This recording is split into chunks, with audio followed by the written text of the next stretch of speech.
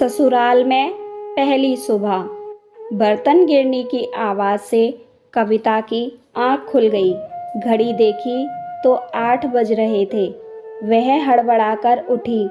हे भगवान, मम्मी जी ने कहा था कल सुबह जल्दी उठना है, रसोई की रस्म करनी है, हलवा पूरी बनाना है, और मैं हूँ कि सोती ही रह गई। अब क्या होगा पता नहीं। मम्मी जी क्या सोचेंगी, मम्मी जी गुस्सा ना हो जाएं। उसे रोना आ रहा था।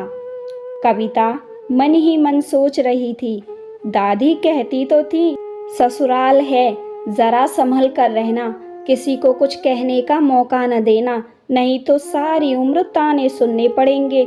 सुबह सुबह जल्दी उठ जाना, नहा धोकर साड़ी पहनकर तैयार हो जाना, अपने सास ससुर के पांव छूकर उनके आशीर्वाद लेना।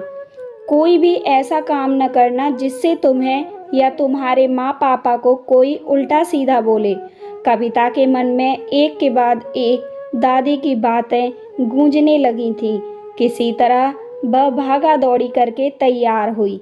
ऊंची नीची साड़ी बांधकर वह बाहर निकल ही रही थी कि आईने में अपना चेहरा देखकर वापस भागी। न बिंदी न सिंदूर आदत नहीं थी तो सब लगाना भूल गई थी।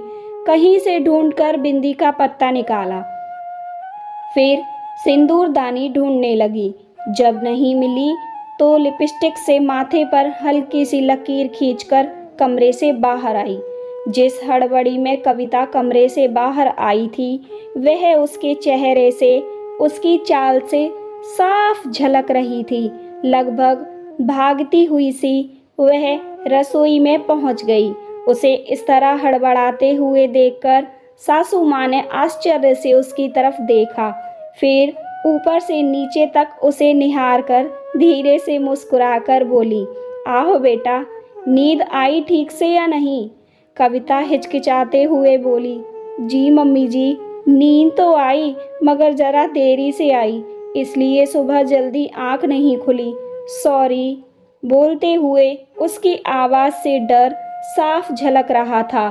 सासू माँ बोली, कोई बात नहीं बेटा, नई जगह है, ऐसा हो ही जाता है। कविता हैरान होकर अपनी सासू माँ की ओर देखने लगी, फिर बोली, मगर मम्मी जी, वह हलवा पूरी। सासू माँ ने प्यार से उसकी तरफ देखा और पास रखी हलवे की कड़ाही उठाकर कविता के सामने रख दी और सहज जैसे मीठे शब्दों में बोली, हाँ बेटा, ये लो, इसे अपने हाथों से छू दो।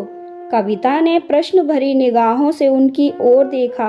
उन्होंने उसकी ठोड़ी को स्नेह से पकड़कर कहा, बनाने को तो पूरी उम्र पड़ी है, मेरी इतनी प्यारी गुड़िया जैसी बहू के अभी हंसने खेलने के दिन हैं।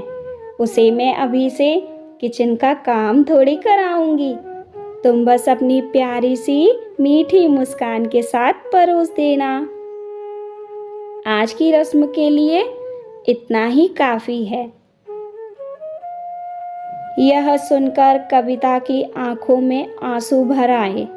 वह अपने आप को रोक न सकी और अपनी सासू माँ से लिपटकर उनके गले लग गई। उसके मुंह से सिर्फ एक ही शब्द निकला, माँ। दोस्तों, मेरा मानना है आजकल के घर बनते कम और बिगड़ते ज़्यादा हैं। कमी दोनों तरफ से होती है, इसलिए घर बिगड़ते हैं। पहले हमें अपनी बहू को बेटी मानना चाहिए, तभी वह बहू हमें माँ समझेगी। जिस तरह से कविता की सास ने उसे अपनी बेटी माना, तो आज कविता ने भी उसे अपनी माँ स्वीकारा। उम्मीद करती हूँ आपको मेरी ये कहानी अच्छी लगी होगी। अगर अच्छी लगी तो अपनी राय कमेंट बॉक्स में ज़रूर दीजिएगा, अपने अपने सुझाव दीजिएगा। अभी तक आपने अगर मेरा चैनल सब्सक्राइब नहीं किया है तो प्लीज़ मेरे चैनल को सब्सक्राइब कर लें। मैं ऐसी ही नई नई स्टोरी आपके लिए लाती रहती हूँ। तो चलिए मिलते हैं अपनी अगली वीडियो के साथ।